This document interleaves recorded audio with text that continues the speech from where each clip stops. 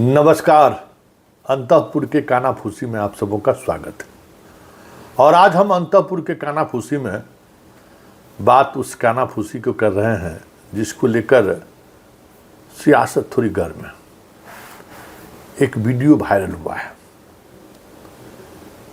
समझ गए ना, जो होम्योपैथिक डॉक्टर के रूप में जिनकी पहचान है, वो उनको इतनी खासियत पता है कि पेट में कहाँ कहाँ किसका दांत है उसका इलाज करना जानते हैं। उनका एक वीडियो वायरल हुआ है जिसमें अंतःपुर के बादशाह के बारे में इस तरीके से अपनी बातों को उन्होंने रखा है जैसे लगता है कि वो हस्तिनापुर वाले के साथ खड़े हैं। वीडियो वायरल हुआ हर अधिकारियों के मोबाइल पर कि भाई आखिर ये डॉक्टर साहब नाराज़ क्यों हो गए भाई, या फिर ये डॉक्टर साहब हस्तिनापुर वाली बात क्यों बोल रहे हैं जो हस्तिनापुर वाला बोल के चला गया। आज दिन भर यही घरम घेल चला है और उसी घरम घेल में जो है सो तरह तरह का बात कानाफूसी में चलता रहा कि लगता है ये भी चल गए, मिल गए, लगता है हो गया ऊपर डील। देखिए इतना भरोसा करते थे बादशाह महोदय और सबसे पहले यही दिखार हो गए। बाकी सब देख लीजिए, कोई सार्वजनिक तौर से अब नहीं बोलता है, सब बोलता है रहेंगे, थे, हैं और रहेंगे, सब कहता है। ये कहाँ से कह दी ये बात? तो बात पता चला कि इसमें जो रिकॉर्डिंग हुआ है ना उसमें उस रिपोर्टर ने खेला कर दिया है। लेकिन खेला करने वाला रिपोर्टर का जो खेल वाली चलबाजी है वो भी किसी के सहमति से हुआ है। अब किसकी सहमति है? अब अंतःपुर के कानाफूसी से तो यही लग रहा है कि कुछ लोग हैं जो ये कन्फ्यूजन बनाए रखता करते हैं। तो इस कन्फ्यूजन का मतलब क्या समझते हैं कि कन्फ्यूजन अगर 6 तारीख तक जारी रहा तो क्या होगा, समझ रहे हैं? तो पता चला कि इस खेल में हस्तिनापुर के कुछ लोग हैं जो शामिल हैं, समझ गए?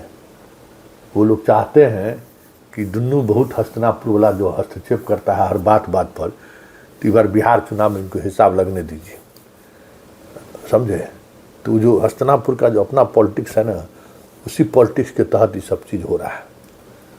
क्योंकि बिहार वाले तो क्लियर है, मतलब अंतःपुर वाले तो का स्टैंड क्लियर है, उस स्टैंड के साथ हस्तिनापुर के तमाम जो बिहार के सिपह सालार है वो ज़मीनी हकीकत समझ रहे हैं, वो भी हैं कि नहीं ये तो उसको हो जाना चाहिए।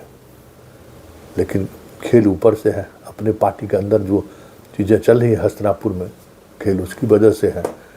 अब वहाँ देखिए क्या होता है, तो 14 तारीख को पता चलेगा। लेकिन एक बात तो तय है, 225 से 166 चला है, देखे हैं ना? अभी बहुत कुछ देखना बाकी है, क्योंकि जहाँ जहाँ हस्तिनापुर है ना वहाँ वहाँ बड़ी कांटे का लड़ाई होते जा रहा है। ऐसे ऐसे सीट पर कांटे की लड़ाई होते जा रहा है जहाँ हस्तिनापुर वाले जब कोई जनाधार नहीं रहता था ना, शहरी सीट तो जीत जाता था, वही सब तो जीत के संख्या पूर्ता था। वहाँ उस सीटों पर जो है सो इस बार कुछ परेशानी दिख रहा है। तब देखिए आगे आगे क्या होता है, बहुत खेला होता है ना। और एक हस्तिनापुर का खेल ये देख ही रहे हैं आजकल, एगो हस्तिनापुर में आजकल के जो कानाफूसी वाले कुछ लोग यहाँ हैं वो बड़ा तनाव में है, और तनाव की वजह भी है क्योंकि जो हिसाब किताब लगाया जा रहा है ना, पहुँचाया जा रहा है, वो चीज़ें ज़मीन तक नहीं पहुँच पा रही है।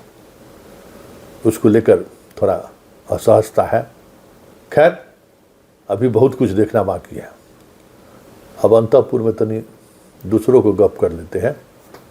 तिवारी बाबा का हाल देखिए रहे हैं, अभी तक मोकामा गए नहीं, मोकामा वाला अभी वो इंतजार कर रहा है, जबकि मोकामा में जो है सो इनका पार्टी बढ़िया से लड़ रहा है। जमुई में भी लड़ाई में बढ़िया लड़ाई लड़ रहा है, शेरघाटी में भी बढ़िया लड़ाई में है। बिहार में 4-5 सीट है जहाँ तिवारी जी का पार्टी बढ़िया से लड़ रहा है, लेकिन तिवारी जी का कार्यक्रम अभी तक वहाँ नहीं बना है। अब तिवारी जी का मंशा क्या है पता नहीं। आज तिवारी जी जहाँ गए थे ना, वहाँ खूब रोड शो हुआ है, लेकिन वहाँ भी खेला कर दिए तिवारी जी। और कुछ समझ में नहीं आ रहा है कि तिवारी जी को हो क्या गया है। वो तिवारी जी जो एकदम हुंकार मान रहे थे, अब हुंकार कहाँ चला गया किसी को समझ में नहीं आ रहा है।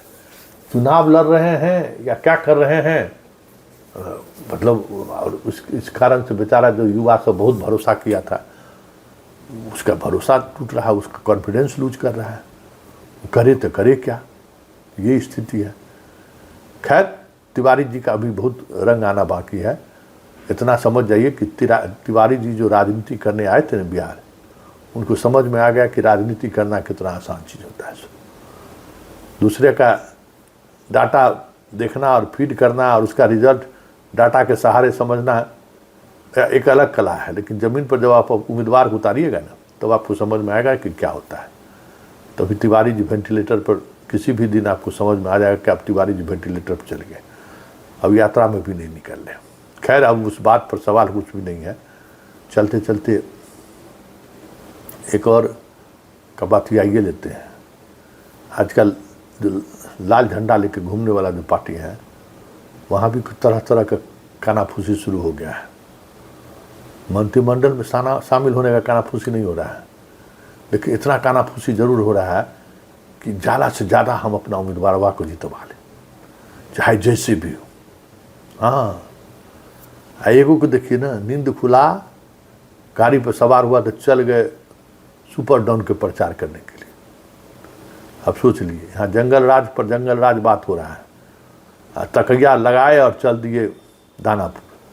अब समझ सकते हैं कि बुढ़ौती में क्या सब हो रहा है, किसके लिए निकले हैं घर से बाहर कहना मुश्किल है। लेकिन एक बात तो तय है कि इस बार अंतःपुर पर सबकी नज़र है अपने अपने तरीके से।